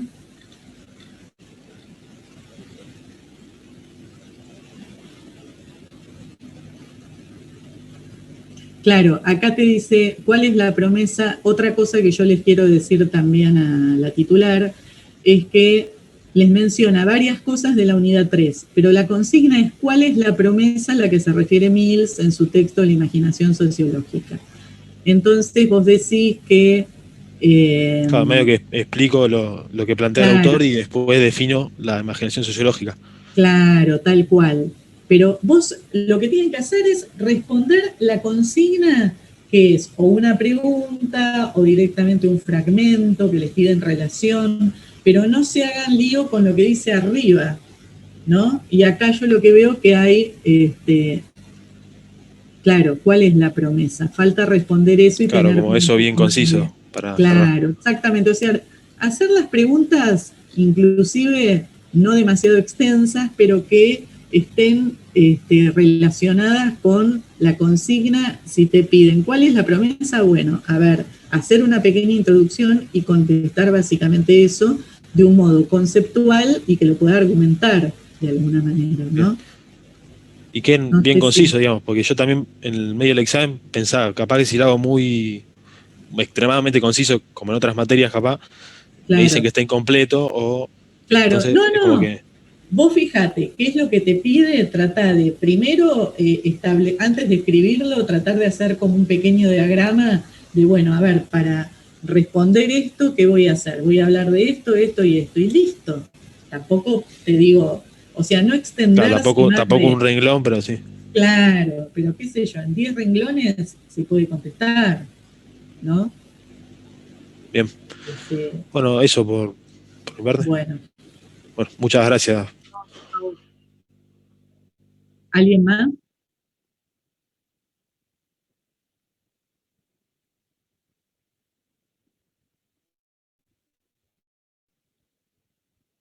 Bueno, si no hay nadie más por preguntar, porque faltan 3 minutitos, me va a cortar algún otro profe. ¿Se me escucha? Sí, yo tenía una consulta, porque estudiando para el recuperatorio me encontré con algunos conceptos que tal vez no entendí del todo, y era para saber si, no sé si hay alguna herramienta como para hacerte consultas para el recuperatorio.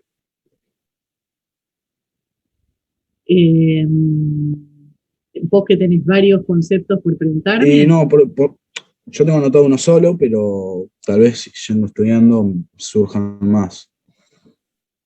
Sí. Bueno, mira, ¿sabés lo que podemos hacer? Si tenés, a ver, si querés envíamelo por correo y yo te lo contesto. Vamos a ver cómo se puede contestar de modo escrito, ¿viste? Para que no te queden dudas. Y si no, bueno, vemos de utilizar la clase que viene un ratito, ¿puede ser? Dale, bueno, sí, está bien. Ahora yo le mando el mail con la pregunta. Perfecto. Dale, muchas gracias. Buenísimo. Y si no queda respondida, lo vemos el viernes, ¿vale? Dale, gracias. Bueno, ¿alguna otra pregunta?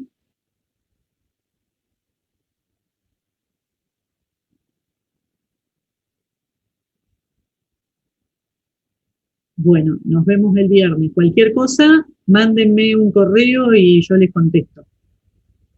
Hasta luego.